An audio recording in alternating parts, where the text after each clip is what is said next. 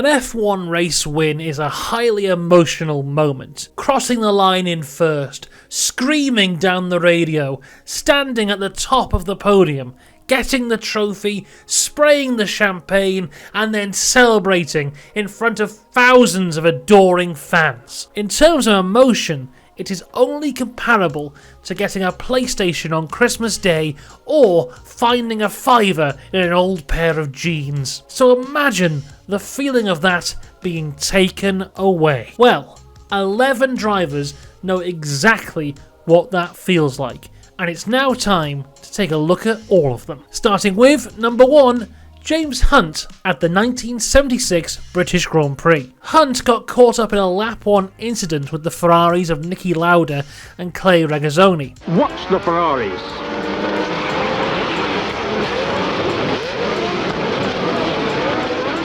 As the dust clears, the track is covered in debris. The race was red flagged, and the steward said that any driver that did not complete the first lap before the red flag would not be allowed to take part in the restart, meaning Hunt would not be allowed to take part. I got out of trouble completely. I never hit anybody. I stopped to the left, and they fucking came apart into it. This one.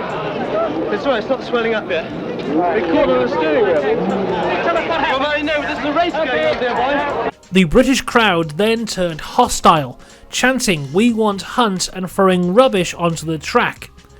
Fearing a riot, the stewards allowed Hunt to restart the race.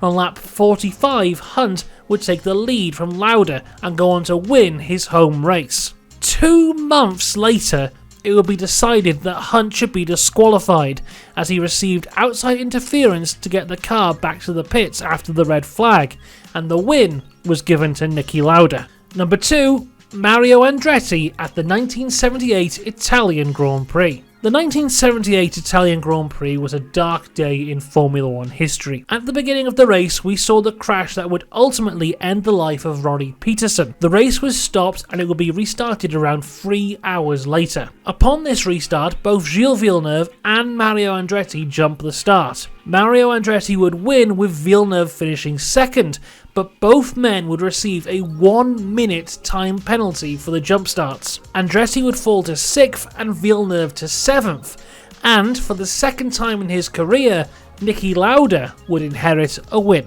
Number 3, Dido Peroni, 1980 Canadian Grand Prix. Again, this race saw a big multi-car pile-up at the start and then would be restarted. It would be Dido Peroni who jumped the start and saw himself receive a 1-minute penalty. So when he crossed the line, he would finish first, but ultimately fall to 3rd. Alan Jones would take the win, and this would be the race that saw him become world champion over Nelson Piquet. Number 4, Nelson Piquet, the Brazilian Grand Prix of 1982. For the second time, we are seeing a driver be disqualified from their home race after winning it. Here we see Piquet get disqualified, as his car was found to be underweight. The win would have gone to Keke Rosberg, but he was also disqualified, as his car was also underweight, as both cars had used ballast water tanks to cool their brakes that were supposed to be refilled after the race in order to pass post-race scrutineering. These tanks would be banned and both disqualifications would be upheld. Alain Prost would take the win on that day. Number 5, Alain Prost, San Marino Grand Prix 1985. This race saw very limited fuel allowances, which saw 6 of the drivers end their race early as they were out of fuel. Prost would finish the race in first, but stop on the track on his in-lap and get a lift to the pits from Patrick Tambay. After the race, Prost's car was found to be 2 kilograms underweight and he would be disqualified. This promoted Elio De Angelis to the win for the second and final time, and gave Tambay his 11th and final podium as he got promoted to 3rd. Number 6, Ayrton Senna, the Japanese Grand Prix 1989. This might be the most well-known and controversial disqualifications in F1 history. As we were entering the 1989 Japanese Grand Prix, it was the penultimate race of 1989 and the boiling point of the Prost-Senna rivalry. Prost led Senna by 16 points in the championship, so Senna needed to win this race in order to take the championship to the final round of the season. On the day, Senna had pole with Prost in second. Prost would take the lead, but Senna fought back and the two would change leader multiple times.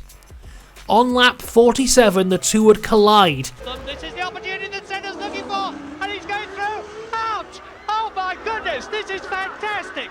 Prost got out of his car, but Senna asked the marshals to push his car down an escape road to jump-start the car and carry on in the race. By the time Senna had got his car to the pits and fixed, he was now in second place, but chased down Alessandro Nannini in the Benetton and retook the lead. Senna would win the race, but then would be instantly disqualified for getting a push start from the marshal and cutting the chicane. This gave Nannini his one and only race win and gave the championship to Prost. After the race, Senna and McLaren would appeal the decision, but it would be upheld, and Senna would receive a $100,000 fine as well as a 6-month racing ban and was labelled as a dangerous driver by FISA. Number 7, Gerhard Berger, the 1990 Canadian Grand Prix. In this race, Gerhard Berger jumped the start and was given a 1-minute penalty.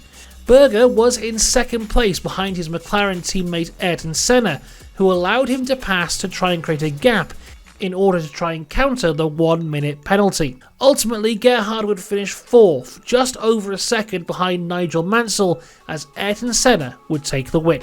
Number 8, Michael Schumacher, 1994 Belgian Grand Prix. Michael Schumacher would win the 1994 Belgian Grand Prix by 13 seconds, but after the race it was found that his skid block on his Benetton had suffered excessive wear, so he was disqualified and the win was given to Schumacher's title rival Damon Hill. It also meant that Schumacher's teammate Jos Verstappen would get his second and final podium finish. Number 9. Lewis Hamilton, the 2008 Belgian Grand Prix. As the rain began to fall in the late stages of the 2008 Belgian Grand Prix, Lewis Hamilton was chasing down race leader Kimi Raikkonen. Hamilton would go for the move at the bus stop chicane, but was forced off and cut the chicane and took the lead. Hamilton would allow Raikkonen back past as he had gained an advantage, but then would ultimately pass him again into the source and go on to win the race. Raikkonen would crash with 2 laps to go. A couple of hours after the race ended, Hamilton was handed a 25-second penalty for cutting the chicane and gaining an advantage. This demoted Hamilton to 3rd and would give the win to Felipe Massa, who was now just 2 points behind Hamilton in the championship. Number 10, Sebastian Vettel, Canadian Grand Prix 2019. On lap 48 of the Canadian Grand Prix, Lewis Hamilton had chased down Sebastian Vettel for the lead of the race, when Vettel cut the corner at turn 4, and as he rejoined, Hamilton had to slow down to avoid contact and both carried on. Vettel was given a 5-second penalty for rejoining the track in an unsafe manner and forcing another driver off the track. Vettel would cross the line in first with Hamilton just 1.3 seconds behind, giving Hamilton the win. Vettel would refuse to park his Ferrari in the Parc Fermé area for the podium finishers, and when going to the podium, Vettel moved the winner's bollard to where his car should have been and gave Hamilton the number 2. Number 11, George Russell, the Belgian Grand Prix of 2024. This is the most recent example as of recording. This race would have been won by George Russell, but after the race his car was found to be 1.5 kilograms under the minimum weight and he was disqualified, which gave Lewis Hamilton his 105th win of his career. There we go, that is every race win that was taken away in F1 history so far. But based on the averages, it will happen again in 2027 at either the Belgian or Canadian Grand Prix. So I look forward to seeing you then. Until next time, have a good one. Goodbye.